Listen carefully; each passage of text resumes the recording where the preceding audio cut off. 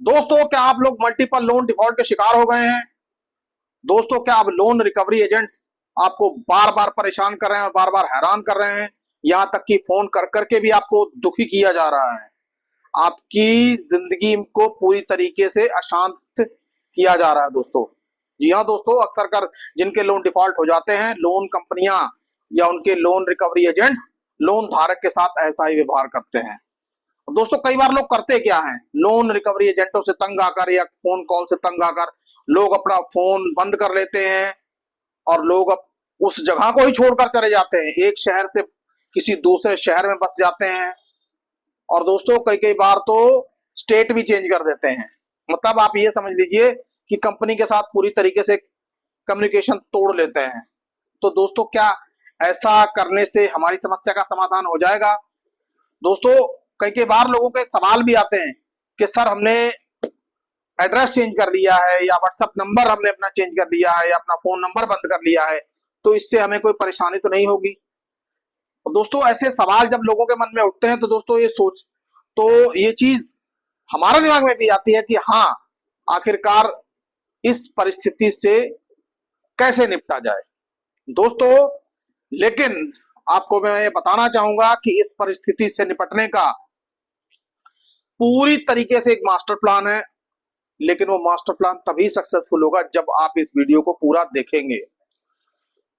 और दोस्तों, इस वीडियो को देखने के बाद आपके सारे डाउट्स क्लियर हो जाएंगे। आपको फिर दूसरा वीडियो देखने की जरूरत नहीं पड़ेगी। लेकिन बस शर्त यही है कि आप वीडियो पूरा देखिए और प्रोसीजर्स को फॉलो कीजिए।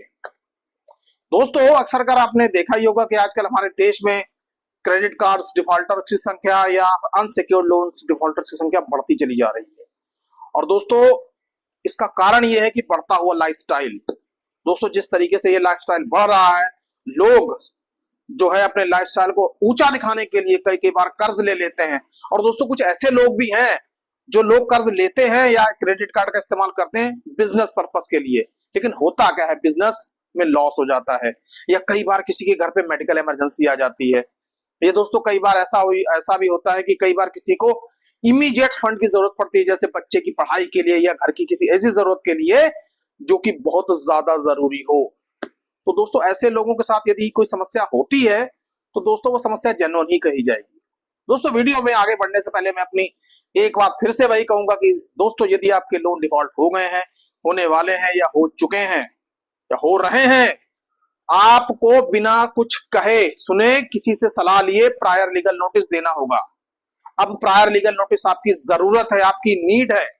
दोस्तों, अपने एडवोकेट से संपर्क कीजिए और प्रायर लीगल नोटिस ड्राफ्ट करवाकर कंपनियों को भेजिए, अपनी पूरी की पूरी स्थिति उसमें बयान कीजिए।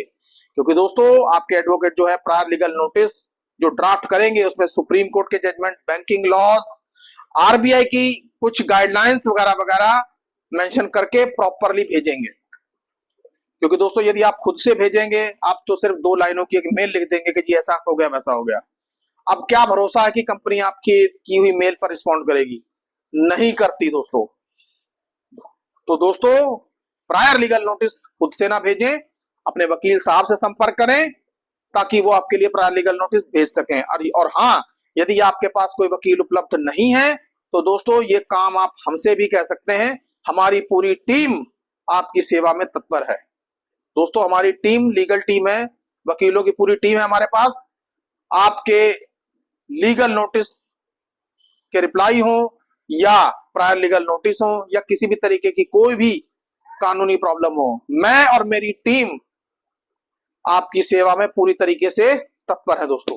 दोस्तों, हमें बड़ी खुशी होती है कि हम अपने जो व्यूअर्स हैं उनकी समस्याओं को हल कर पाते हैं दोस्तों। तो दोस्तों, मैं बार बार आपसे यही कहता हूं कि दोस्तों, लोन डिफॉल्ट हो रहे हैं, हो चुके हैं, तो प्रायर लीगल नोटिस जरूर दीजिए। क्योंकि दोस्तों, अब अक्टूबर का महीना बीतता जा रहा है और जैसे जैसे बीतता चला जाएगा 5 महीने रह जाएंगे और ये 5 महीने फाइनेंशियल ईयर के हिसाब से बहुत क्रूशल है और आपके ऊपर अब धीरे धीरे रिकवरी का प्रोसेस या प्रेशर ज्यादा तेज हो जाएगा।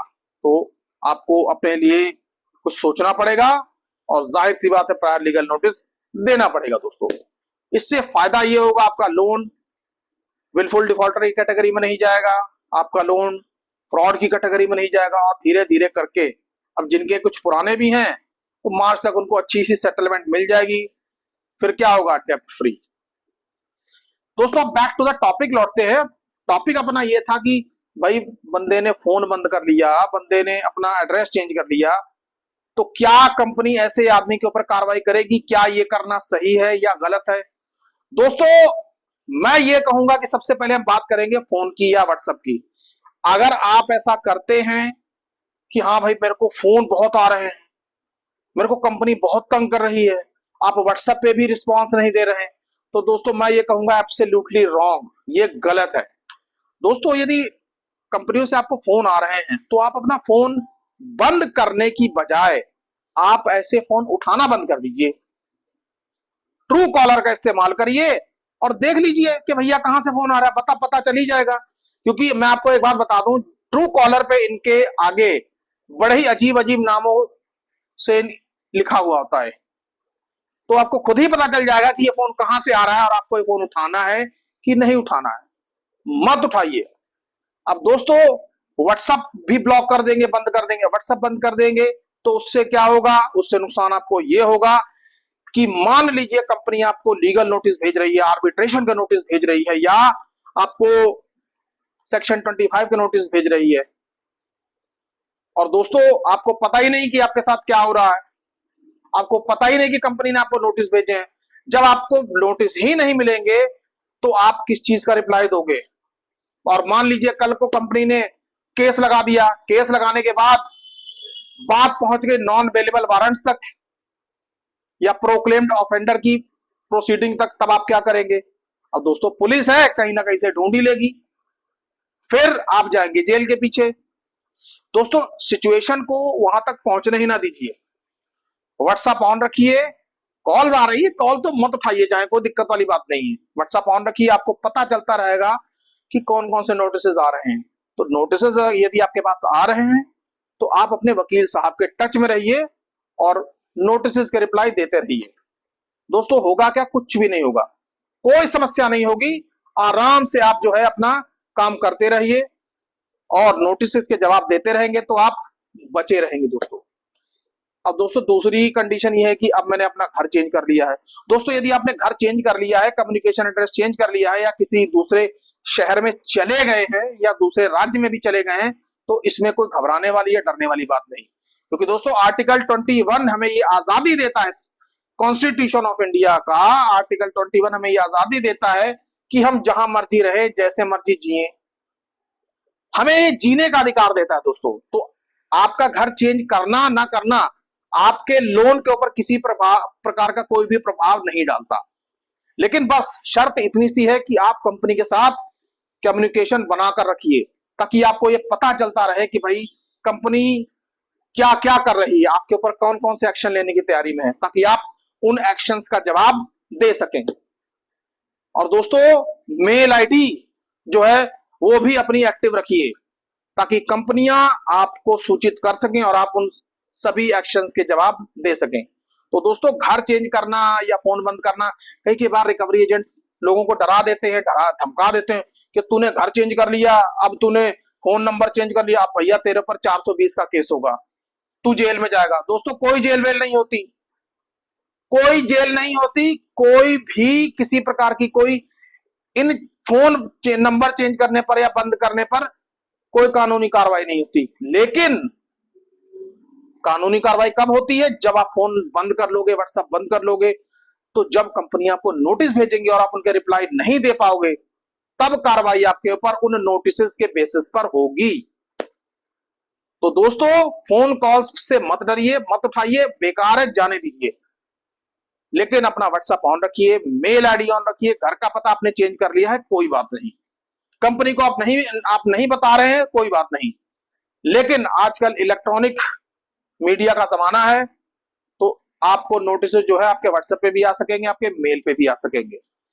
मतलब किसी भी हालत में कंपनी के साथ कम्युनिकेशन बनाकर रखिए। घर चेंज किया या फोन, ऐसा कोई प्रोसीजर नहीं है कि आपको प्रोसिक्यूट किसी मामले में या कानूनी कार्रवाई आपके ऊपर की जा सके। दोस्तों मत डरिए, मत घबराइए, कोई समस्या वाली बात नहीं है। दोस्तों दोस्तों आज का ये वीडियो